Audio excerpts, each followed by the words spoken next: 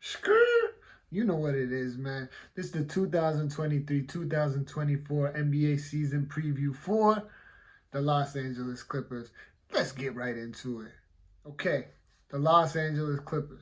This is a team that's had a lot of promise for a long time. Ever since they signed Kawhi Leonard right after his monumental championship run with the Toronto Raptors and got Paul George in the process, this has been a championship favorite team pretty much ever since that moment.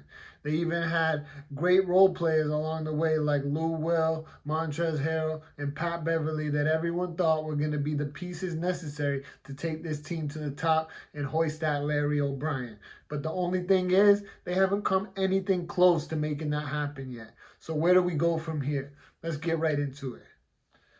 The LA Clippers are coming off a bit of a lackluster offseason.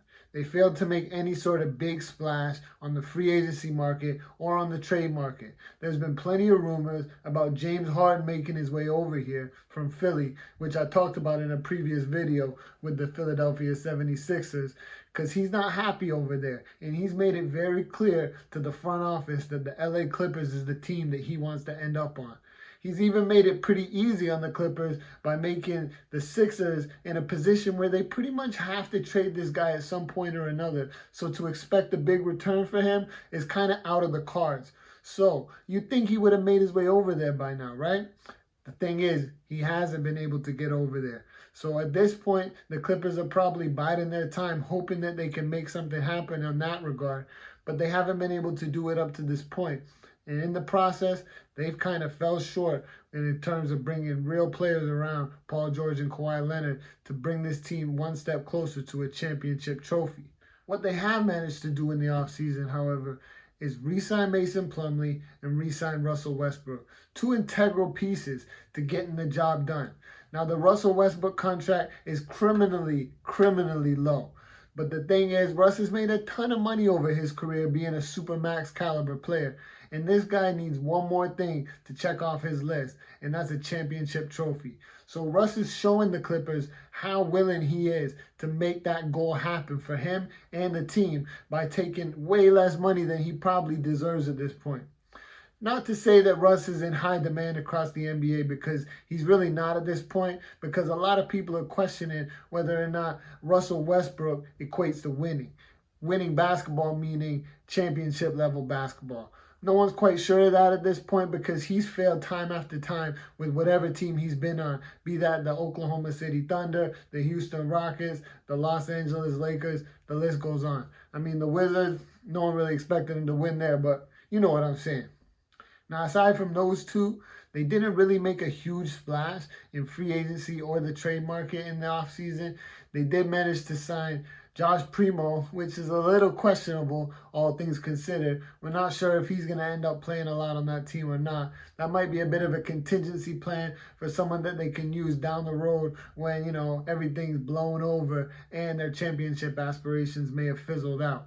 That could be something like that. Aside from him, they also managed to trade for Kenyon Martin Jr. from the Rockets, who's shown flashes and may end up being something as well down the road if things don't work out the way they plan. The Clippers have an over-under of 46.5 for this upcoming season. So it's clear that the expectations are high yet again for this team, which is starting to kind of beg the question, are these really realistic expectations with them failing to meet these time and time again now? I don't know. I don't really like that bet because there's too much riding on it. We never know what's going to happen with Kawhi. We never know what's going to happen with Paul George. Those guys are as close to being made out of glass as anyone else in the NBA. So for me, as a guy who's not a betting man, but if I were to be, I don't know if I'd want to be dealing with that bet. That's something that I'd probably want to steer clear of. Now, as far as fantasy goes, you do have a lot to pick from on the Clippers, but again, you're dealing with a lot of injury risk. Kawhi Leonard and Paul George, while they're not quite as good as they used to be in fantasy, they're still top tier by any means.